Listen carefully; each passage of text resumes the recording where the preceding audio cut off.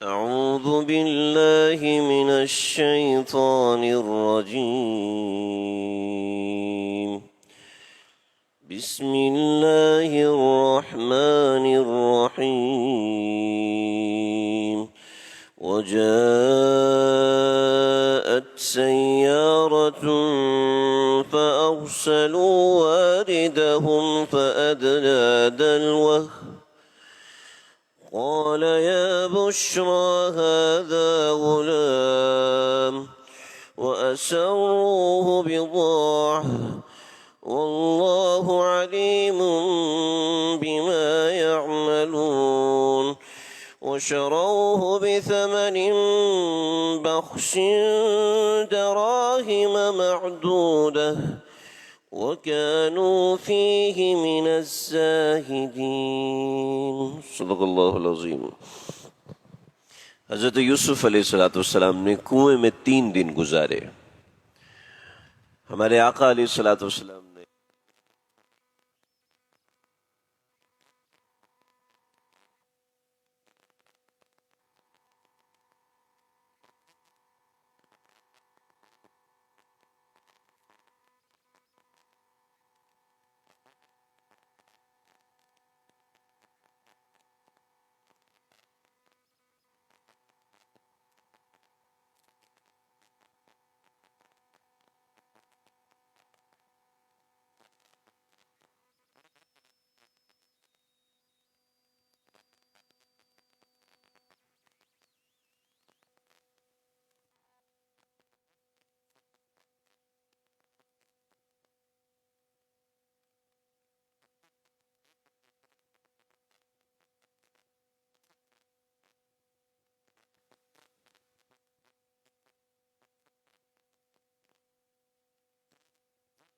شام میں ہیں، ان کی ہجرت کا کیا بنا؟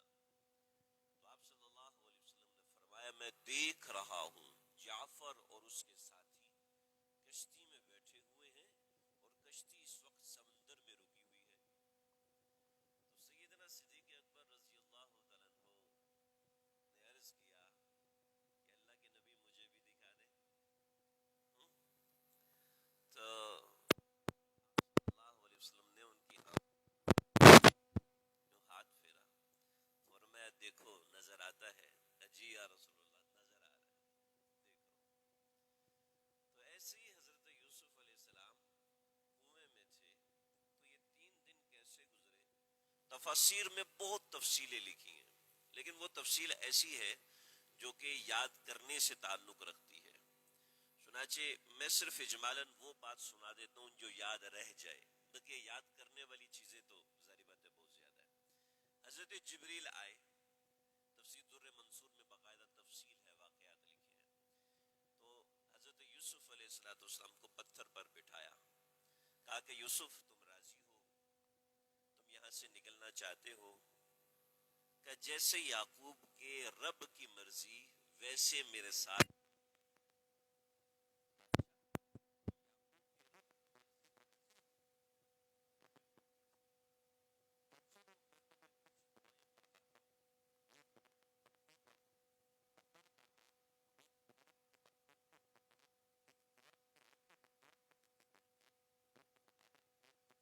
دکھانے والا ہے. چنانچہ بہت سی دعائیں کتابوں میں آئی ہیں، ان میں سے ایک بتاتا ہوں، ایک اردو میں بتاتا ہوں.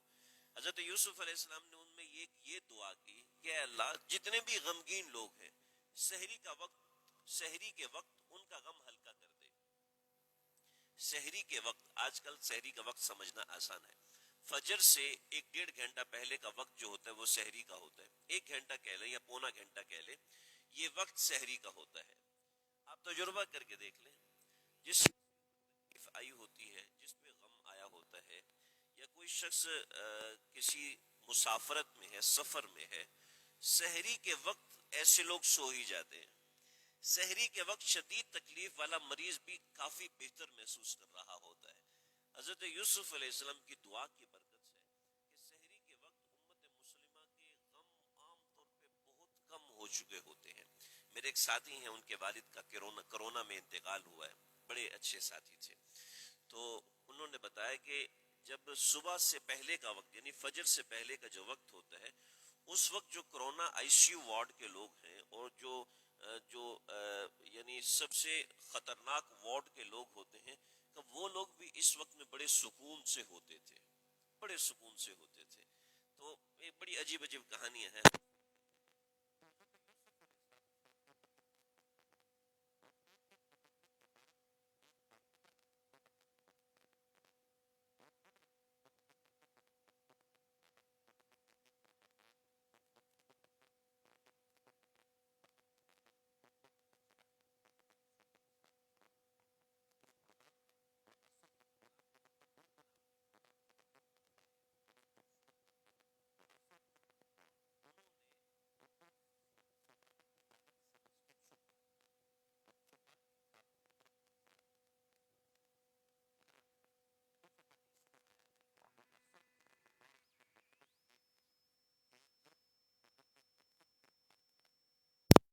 یوسف علیہ السلام کے بارے میں کہا کہ یہ ہمارا ہوتا ہے۔ اب سمجھیں یہ غلام ہونے کی کچھ نشانیاں ہوتی ہیں کہ غلام کو گلے میں کڑا لگا پہلے زمانے میں، کہ بازو میں کڑا لگا، یا ظالم جسم کے آقا ہوتے تھے، وہ غلام کے جسم کے اوپر آگ کا کوئی نشان بنا جسم کو جلاتے تھے اور جلا کے آپ کا نام یوسف پر، گردن پر یا سینے پر لکھ دیتے تھے، جس سے لوگوں کو پتہ چل جاتا تھا کہ یہ غلام ہے۔ تو حضرت یوسف علیہ السلام کے اوپر تو یہ کچھ بھی نشانی نہیں تھی، یہ غلام ہوتے۔ لہٰذا جو مردہ فروش ہے، انسانوں کی تجارت کا معاملہ ہے کہ اس وقت یہ حرام۔ پھر غلامی کیسے آئی؟ بڑی تفصیل ہے غلامی کے آنے کی، کہ غلامی کسی طرح ہوئی۔ میں اجمال بتا رہا ہوں، کسی ملک نے دوسرے ملک پہ حملہ کیا، حملہ کرنے کے بعد ایک ملک کو شکست ہوگی، تو جس ملک نے حملہ کیا تھا اب اس کے کہتے ہم کیسے سمجھیں گے؟ جو تو سمجھ لوگوں کو کھانا بھی کھلاؤ، روٹی بھی کھلاؤ، پالو پوسو، دینے روٹی کرو، تو ایسے طریقے سے غلاموں کو لوگ میں تقسیم کرتے تھے۔ تو یہ جو تقسیم ہوتے تھے تو ان کو اگر نشانی کرا کر یہ غلام کے لیے حملہ کرنے آیا تھا۔ اسلام نے غلامی کو برقرار رکھا، لیکن ہر موقع پہ کہا کہ اگر روزہ توڑنی ہے غلام فصل توڑنی ہے غلام آزاد کرو، چلو نہیں توڑا، جس نے غلام آزاد کیا اس کے ساتھ بھی اللہ رسول کی طرف سے سوال۔ اسلام نے غلام آزاد کرنے کو پھر کتاب العلم، کتاب التعداد، غلاموں کے بارے میں بہت سے حقوق اللہ رسول نے سکھائے ہیں جو بڑے بڑے کتابوں میں ہیں۔ تو اسلام کے اندر جو غلامی کا کانسیپٹ ہے یہ کچھ حالات کے اعتبار سے، کوئی غیر مسلم آپ کے سامنے کی بات کرتے ہیں، دیکھو تمہارے اسلام میں جو غلاموں کے بارے میں کوشش ہوگی کتابیں لکھی ہے وغیرہ وغیرہ، جو وہ قابل اعتراض سمجھتے ہیں، جن کو وہ قابل اعتراض کہتے ہیں، تو ان کو ذرا سمجھیں کہ غلامی کی تعریف ایک الگ ہے۔ تو اللہ علیہ وسلم یہ لوگ جو کر کے اللہ جانتے ہیں، مطلب یہ کہ آزاد انسان کو فروخت کر دیتے ہیں، جو کہ بالکل زبردست ہے۔ بشروں کو بہتر بخش انہوں نے حضرت یوسف علیہ السلام کو بیچ دیا، چند زندگی کے دوران میں بس بخش کے موسی بنتے ہیں۔ بخش کا مطلب ہے کھوٹے سے، بخش کا مطلب مالے کا، بخش کا مطلب ہے وہ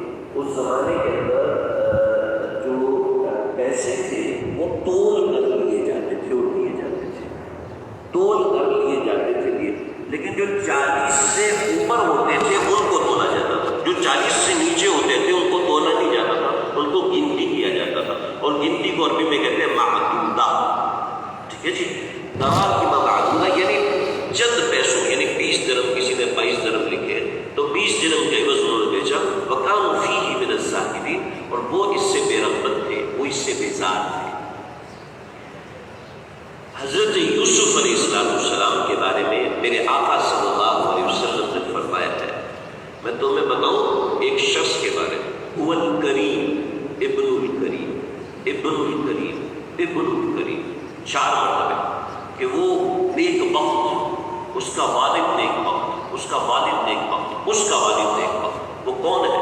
فرمایا کہ یوسف ابن یعقوب ابن اسحاق ابن ابراہیم۔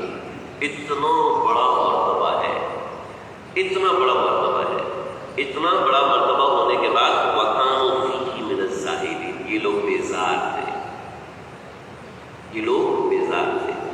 کیا مطلب ہوا؟ بہت سے لوگ اپنی بدبختی کی وجہ سے نیک لوگوں سے بیزار ہو جاتے ہیں، اور ان کی نظر میں ان کی قیمت کیا ہوتی ہے؟ بِالثَّمَنِ الْبَخْسِ، ان کی نظر میں ان کی کوئی وقت ہی نہیں ہوتی، ان کی نظر میں ان کی کوئی اہمیت ہی نہیں ہوتی۔ تو چنانچہ کفار مکہ ہمارے آقا صلی اللہ علیہ وسلم سے بیزار تھے، اللہ نے چھین لیا۔ ایسے ہی بہت سی نعمتیں اللہ انسان کو دیتے ہیں، انسان اس نعمت پر شکر کرنے کی بجائے انسان اس سے بیزاری کا اظہار کرتا ہے۔ مردوں میں یہ مرض کم ہوتا ہے، خواتین میں یہ مرض بہت زیادہ ہوتا ہے۔ ایک نعمت مل گئی، اس پر شکر ادا کرنے کی بجائے اگلی نعمت کو دیکھنا شروع کر دیتے ہیں، اس نعمت سے بیزار ہونا شروع ہو جاتے ہیں، اس نعمت پہ اللہ کا شکر ادا نہیں کرتے۔ لہٰذا جس نعمت پر اللہ کا شکر ادا کیا جائے گا اس نعمت سے بیزاری نہیں ہوگی۔ چنانچہ یہاں میں ذکر کرتا ہوں، ہمارے بزرگ ہوتے ہیں، ہمارے اکابر ہوتے ہیں، ان اکابر و اکابرین سے، ان بزرگان دین سے، ایسی مساجد مدارس میں علماء کرام سے فائدہ اٹھانا چاہیے، ان سے بیزار نہیں رہنا چاہیے۔ اگر ان سے ہم بیزار رہیں گے تو اللہ اس نعمت کو ہم سے چھین لیں گے، جیسے حضرت یوسف علیہ السلام کی نعمت کو اللہ نے ان کے بھائیوں سے چھین لیا۔ اللہ کی نعمتوں سے بیزار نہیں ہونا چاہیے۔ بعض مرتبہ ہماری گاڑی خراب ہو جاتی ہے، ہمارا گھر کا اے سی خراب ہے، پنکھا خراب ہے، تو ہم ایسے کلمات کہہ دیتے ہیں جس سے ناشکری ٹپکتی ہے، جس سے ناشکری ٹپکتی ہے۔ عورت اپنے شوہر کے بارے میں ایسے کلمات کہہ دیتی ہے، شوہر اپنی بیوی کے بارے میں ایسے کلمات کہہ دیتا ہے جس سے بیزاری ٹپکتی ہے۔ ایسے کلمات نہیں کہنے چاہیے، ایسا عمل نہیں کرنا چاہیے۔ وَكَانُوا فِيهِ مِنَ الزَّاهِدِينَ، وہ اس سے زہد بیزار تھے۔ لیکن اللہ نے کیا کیا؟ اللہ نے آگے حضرت یوسف کی قیمت لگائی۔ کتنی قیمت لگائی؟ حضرت یوسف علیہ السلام کی جب قیمت لگنا شروع ہوئی تو ایسے لگے کہ اس وقت کے وزیر خزانہ اتفیر یا قطفیر یا قطفار، بہت سے نام، 3-4 نام لکھے ہیں، تو جو قطفیر ہے اس نے حضرت یوسف علیہ السلام کو خریدا 20 درہم، اور یہاں پر حضرت یوسف علیہ السلام کے وزن کے برابر اس وقت کی سب سے قیمتی 3 چیزیں تھیں۔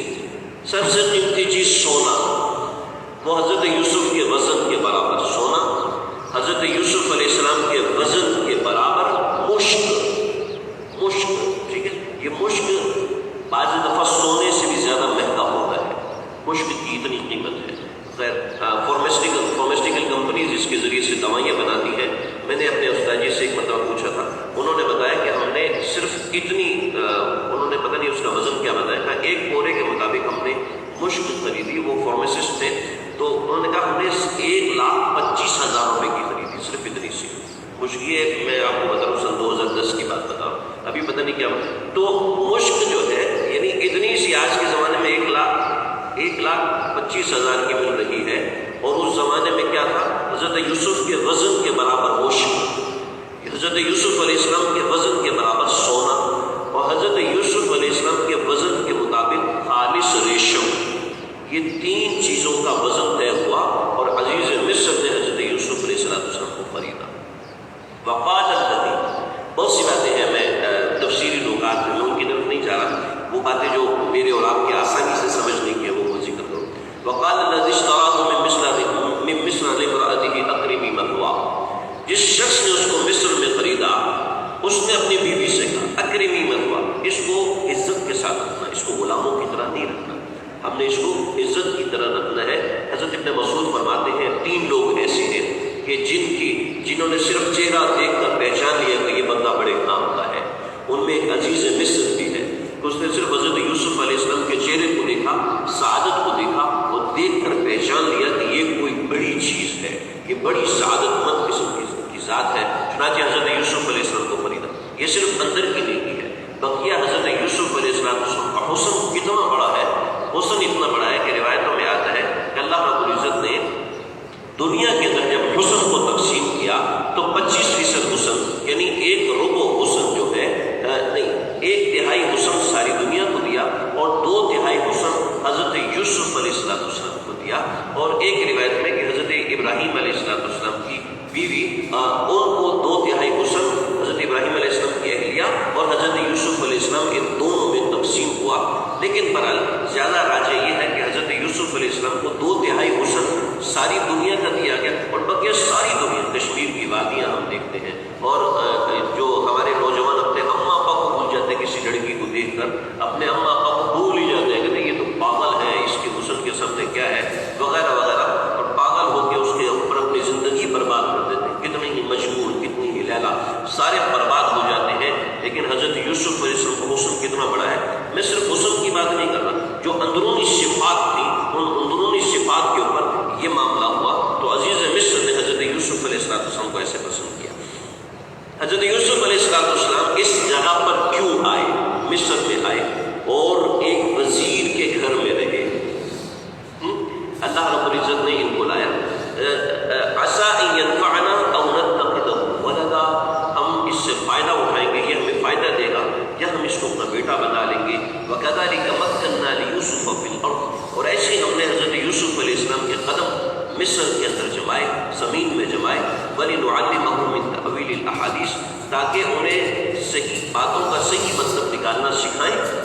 وَاللَّهُ غَالِبٌ عَلَىٰ أَمْرِهِ، اور اللہ اپنے ہر فیصلے پر غالب ہے، اللہ کو اپنے ہر فیصلے پر قابو ہے.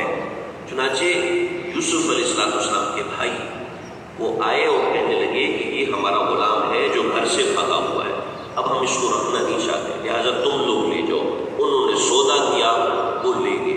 جاتے جاتے قافلے کے پیچھے آئے اور کہنے لگے اس کو باندھ کے رکھنا، یہ پھر بھاگ جائے گا. تو حضرت یوسف علیہ السلام کو مصر تک باندھ کے لایا گیا. تو کوئی یہ سمجھے کہ حضرت یوسف علیہ السلام بے بس تھے. حضرت یوسف علیہ السلام نے ان لوگوں کو بتایا نہیں کہ یہ میرے بھائی ہیں، میں ان کا غلام نہیں، یہ جھوٹ بول رہے ہیں، نہیں بتایا. کیونکہ حضرت یوسف علیہ السلام کو ڈر لگ رہا تھا کہ یہ مجھے واپس کر دیں گے تو یہ لوگ تو واقعی مجھے قتل کر دیں گے، تو بہتر ہے میں ان کے ساتھ چلا جاؤں.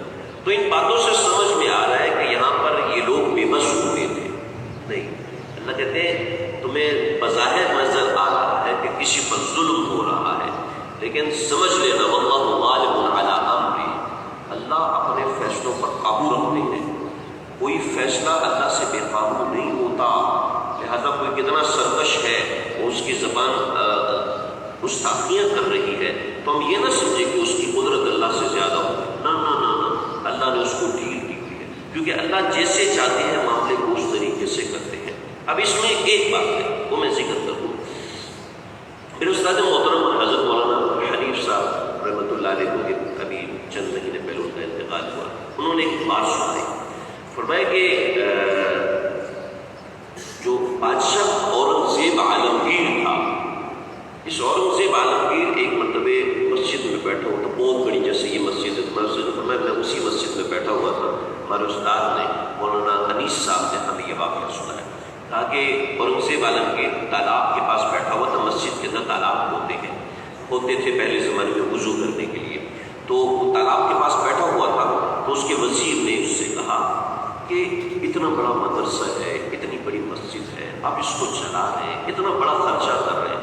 یہ آتے ہیں صبح بیٹھ کے کھانا کھاتے ہیں، پھر پڑھنا شروع کر دیتے ہیں، پھر دوپہر کو کھانا کھاتے ہیں، پڑھتے ہیں، کوئی کام وام تو کرتے نہیں ہیں، تو آپ ان کو کیوں پال رہے ہیں، اس مدرسے والوں کو، اس مسجد والوں کو. اچھا، ایک طالب علم بولا ادھر آؤ، بیٹھو ادھر. ہاں وزیر صاحب، یہ طالب علم بیٹھا ہوا ہے، میں اس سے بھی ایک سوال کرتا ہوں، آپ سے بھی سوال کرتا ہوں. سوال یہ ہے کہ اس حوض میں کتنا پانی ہے؟ مجھے کیا پتا کتنا پانی ذرا بتاؤ. جی میں تو نہیں جانتا کتنا پانی. کہا پھر بھی اپنے عقل سے اندازے سے بتاؤ کہ کتنا پانی. جی میں نہیں بتا سکتا. دیکھو میں اس طالب علم سے پوچھتا ہوں. اس طالب علم کو کہا ہاں میاں بتاؤ اس حوض میں کتنا پانی. بادشاہ سلامت آپ کے سوال کے اوپر ایک تنقید ہے، یعنی آپ کے سوال کے اوپر بات یہ ہے کہ آپ کا سوال غلط ہے. تو میرا سوال غلط ہے کیوں؟ آپ کا سوال غلط اس لیے کہ آپ نے بتایا نہیں ہے کہ پیمانہ کیا ہونا چاہیے. آپ پیمانہ بتائیے. اگر آپ کہتے ہیں کتنا پانی، میں کیسے بتاؤں کلو پانی ہے، لیٹر پانی ہے، 2 لیٹر پانی ہے؟ مجھول ہے آپ کا سوال. لیکن پھر بھی میں اس کا جواب دیتا ہوں. آپ کا سوال اگرچہ غلط ہے لیکن میں جواب دیتا ہوں. وہ جواب یہ ہے، جواب آپ کو بھی سمجھ میں آئے گا، آپ کو پتہ چلے گا حوض میں کتنا پانی ہوگا. انہوں نے کہا دیکھو اگر پیالہ حوض کے جتنا ہے تو 1 پیالہ ہے جی. اگر پیالہ حوض کا آدھا ہے تو 2 پیالے. پیالہ حوض کا ربع ہے یعنی 1/4 ہے تو 4 پیالے. پیالہ حوض کا 8واں ہے تو 8 پیالے. بقیہ میرے پاس وقت نہیں ہے، آپ مت نوٹ کرو. سمجھ میں آیا جی؟ سمجھ میں آیا؟ بادشاہ نے کہا دیکھو میاں، تم سے زیادہ یہ طالب علم ذہین ہے، اس نے بتا دیا کہ حوض میں کتنا پانی ہے. اگرچہ گھمایا ہے لیکن جواب دیا. کہا میاں لیکن میں نے اس طالب علم کو وزیر نہیں بنایا، میں نے تمہیں وزیر بنایا اس لیے کہ تم وزیر کی اولاد ہو. سمجھ رہے ہیں؟ اس لیے کہ تم وزیر کی اولاد ہو. حضرت یوسف علیہ السلام وہاں سے نکلے ہیں اور مصر آئے ہیں اور ایک وزیر کے گھر میں رکے ہیں. اللہ نے روکا ہے اس لیے کہ اللہ نے حضرت یوسف کو وزیر بنانا تھا. اللہ نے حضرت یوسف کو احکام سلطنت دکھاتے کہ جو وزراء ہوتے ہیں ان کے پاس بڑے بڑے لوگ آتے ہیں اور ان کے سامنے بڑے بڑے حکومتوں کے فیصلے ہوتے ہیں اور جو فیصلوں کی نزاکت ہوتی ہے وہ جب اپنی آنکھوں سے دیکھتے ہیں تو ان کو تجربہ ہو جاتا ہے. تو حضرت یوسف علیہ السلام کو وَكَذَلِكَ مَكَّنَّا لِيُوسُفَ فِي الْأَرْضِ، ہم نے یوسف علیہ السلام کو زمین کے اس حصے میں رکھا اس لیے کہ ہم نے ان سے زمین کے اوپر حکومت کروانی تھی، ہم نے ان کو زمین میں خلیفہ بنانا تھا. اس کے حوالے سے بڑی تفصیلی بات ہے جو آگے موضوع آئے گا تو اس کے اوپر انشاءاللہ بات ہوگی. اللہ مجھے آپ سب کو سمجھنے کے عمل کرنے کی توفیق عطا فرمائے.